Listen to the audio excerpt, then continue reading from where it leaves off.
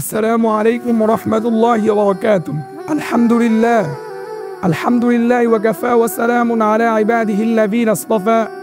أما بعد فأعوذ بالله من الشيطان الرجيم. بسم الله الرحمن الرحيم. الرحمن علم القرآن خلق الإنسان علمه البيان.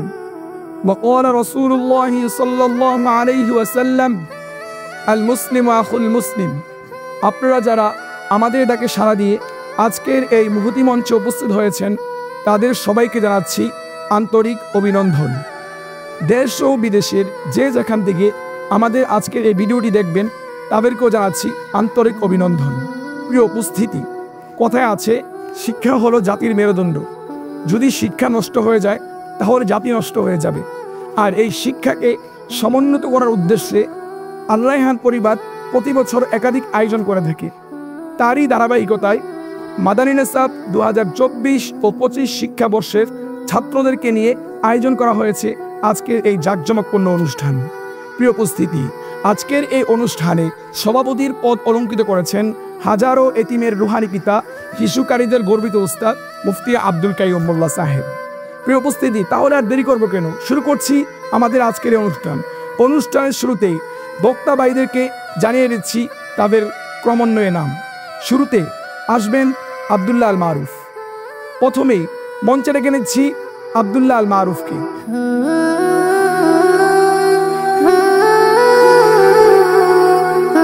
আসসালামু আলাইকুম ওয়া রাহমাতুল্লাহি ওয়া বারাকাতুহু। নাহমাদুহু ওয়া নুসাল্লি আলা রাসূলিহিল কারীম। আম্মা বা'দ। ফাআউযু বিল্লাহি মিনাশ শাইতানির রাজীম। বিসমিল্লাহির রহমানির রহিম। লাকাদ কানা লাকুম ফি রাসূলিল্লাহি উসওয়াতুন হাসানাহ। وقال رسول الله صلى الله عليه وسلم ادرؤوا الحدود ما استطعتم أو كما قال عليه الصلاة والسلام। অধ্যকার রায়হান ইন্টারন্যাশনাল মাদ্রাসা কর্তৃক আয়োজিত আজকের এই মনজ্ঞ সেমিনারের সম্মানিত সভাপতি, বিজ্ঞ বিচারক মণ্ডলী, সুদক্ষ পরিচালক ও সম্মানিত উপস্থিতি, সকলকে জানাই আন্তরিক মুবারকবাদ ও অভিনন্দন। প্রিয় উপস্থিতি, আমার নির্ধারিত বিষয় হলো পৃথিবীর সর্বশ্রেষ্ঠ রাষ্ট্রপতি হযরত মুহাম্মদ সাল্লাল্লাহু আলাইহি ওয়াসাল্লাম সময়ের সংক্ষিপ্ত পরিসরে যতটুকু সম্ভব এই সম্পর্কে কিঞ্চিত আলোচনা করার প্রয়াস চালাবো ইনশাআল্লাহ। প্রিয় উপস্থিতি, যুগ যুগান্তরের গুণাবর্তেও কালের গতি দ্বারাই পৃথিবীতে অসংখ্য মহাপুরুষের আবির্ভাব হয়েছে, যারা আপন কর্মগুণ ও বৈশিষ্ট্যতা মাধুর্যে ইতিহাসের পাতায় সাদা দেদীপ্যমান হয়ে আছে। সে অসংখ্য মহামনীষীদের মধ্যে শুধু হযরত মুহাম্মদ সাল্লাল্লাহু আলাইহি ওয়াসাল্লাম একমাত্র ব্যক্তি যিনি পূর্ণাঙ্গ একটি জীবনাদর্শের স্থপতি ছিলেন। শুধু তাই নয়, তার সেই মহৎ আদর্শ তখনকার ও অনাগত সব মানুষের জন্য সর্বোত্তম, সর্বোন্নত, সর্বোৎকৃষ্ট বৈজ্ঞানিক এবং যুগ উপযোগী ছিল। পৃথিবীর উদার চিন্তাশীল মহল বিনা সংকোচে সেটি স্বীকার করে। বন্ধুগণ, যুক্তিসঙ্গত কারণেই মার্কিন লেখক মাইকেল এইচ হার্ট হযরত মুহাম্মদ সাল্লাল্লাহু আলাইহি ওয়াসাল্লামকে ইতিহাসের সর্বশ্রেষ্ঠ মানবের স্থান দিয়েছেন।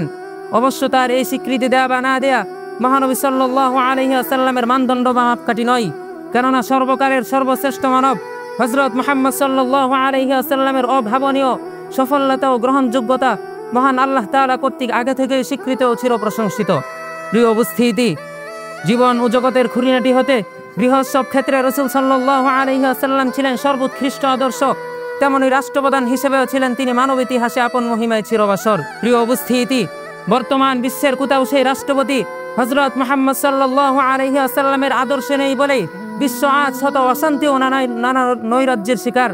এই জন্য হয়তো পাশ্চাত্যের কিছু দূরদর্শী গবেষক ও চিন্তাবিদ অশান্ত এই বিশ্বে মহানবী সাল্লাল্লাহু আলাইহি ওয়াসাল্লামের একক ডিক্টেটরশিপ বা একনায়কত্ব কামনা করেছেন। প্রিয় উপস্থিতি, মহানবী সাল্লাল্লাহু আলাইহি ওয়াসাল্লামের ঐতিহাসিক একটি সাফল্য হলো তিনি পৃথিবীর ইতিহাসে সর্বপ্রথম মানবতাকে একটি লিখিত শাসনতন্ত্র উপহার দিয়েছিলেন। মদিনা সনদ নামে 47টি ধারা সংবলিত এই ধরনের মানবিক ও সমাজতামূলক শাসনতন্ত্র প্রায়োগিকভাবে আর কেউ উপহার দিতে পারেনি। নীতি ও আদর্শ ভিত্তিক রাষ্ট্রের গোড়াপত্তন করেন তিনি।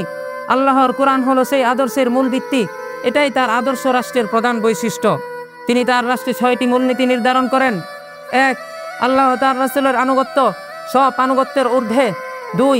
সব দায়িত্বপূর্ণ ও প্রশাসনিক পদে মুসলিম নিযুক্ত হওয়া আবশ্যক। 3. ইসলামী সরকারের আনুগত্য জনগণের অপরিহার্য। 4. সরকারের সমালোচনার অধিকার জনগণের থাকবে। 5. বিরুদ্ধ মীমাংসার ক্ষেত্রে আল্লাহ তার রাসূলের সিদ্ধান্তই হবে চূড়ান্ত সিদ্ধান্ত। 6 রাষ্ট্রের সব আইন ও বিধানের মানদণ্ড হবে ইসলামী শরিয়াত। এই সব মূলনীতির ভিত্তিতে মহানবী সাল্লাল্লাহু আলাইহি ওয়াসাল্লাম মদিনার অর্থ সামাজিক ও প্রবর্তন উন্নয়নে এক বৈপ্লবিক জ্বর সাধিত করেছিলেন। প্রিয় উপস্থিতি, এক আল্লাহর সার্বভৌমত্বের উপর প্রতিষ্ঠিত রাষ্ট্রে তিনি আদর্শ ও ইনসাফের এক অনন্য ফলগোদারা বয়ে দেন। মক্কা বিজয় পরবর্তী সময়ে গোটা জাজিরাতুল আরব বা আরব দ্বীপের একাচ্ছত্র অধিপতি হিসেবে তিনি মদিনাকে কেন্দ্রীয় রাজধানী করে সমগ্র শাসন এলাকাকে 10টি প্রদেশে বিভক্ত করে প্রতিটি প্রদেশের গভর্নর নিযুক্ত করে প্রতিটি অঞ্চলে শান্তি শৃঙ্খলা ন্যায় বিচার নিরাপত্তা নিশ্চিত করেন। প্রিয় উপস্থিতি, মসজিদে নববী ছিল রাসূল সাল্লাল্লাহু আলাইহি ওয়াসাল্লামের কেন্দ্রীয় সচিবালয়। রাষ্ট্রের সব গুরুত্বপূর্ণ কাজ এখান থেকেই সম্পন্ন করা হতো। হযরত আলী রাদিয়াল্লাহু আনহু, হযরত উসমান রাদিয়াল্লাহু আনহু, হযরত যায়েদ বিন সাবিত রাদিয়াল্লাহু আনহু ও হযরত মুআবিয়া রাদিয়াল্লাহু আনহু ছিলেন তার প্রধান অহিলেখক।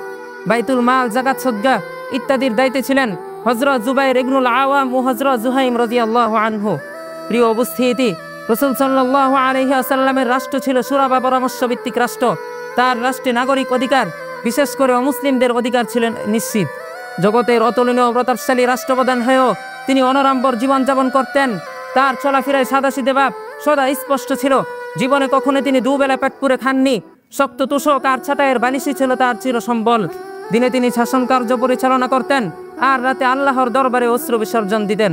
প্রিয় ভাইয়েরা আমার, পরিশেষে বলবো, আজ মুসলিম উম্মাহের এই চরম ক্রান্তিকালে ভয়াবহ দুর্যোগপূর্ণ মুহূর্তে যদি আমরা তথা আমাদের মুসলিম শাসনগণ মহানবী সাল্লাল্লাহু আলাইহি ওয়াসাল্লামের আদর্শ ও নীতিমালাগুলো অনুসরণ করে, তবে আল্লাহ পাক রব্বুল আলামিন আমাদের উপর রহমত বর্ষণ করবেন।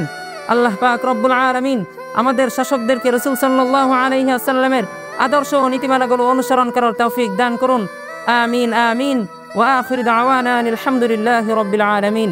আসসালামু আলাইকুম ওয়া রাহমাতুল্লাহি ওয়া বারাকাতুহু।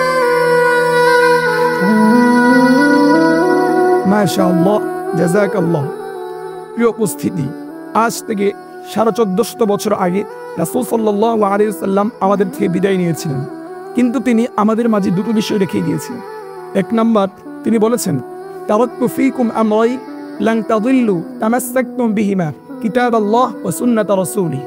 প্রিয় উপস্থিতি, আল্লাহ রাব্বুল আলামিন আমাদেরকে উল্লেখিত বিষয়ের উপর আমল করার তৌফিক দান করুন। সবাই বলেন আমিন।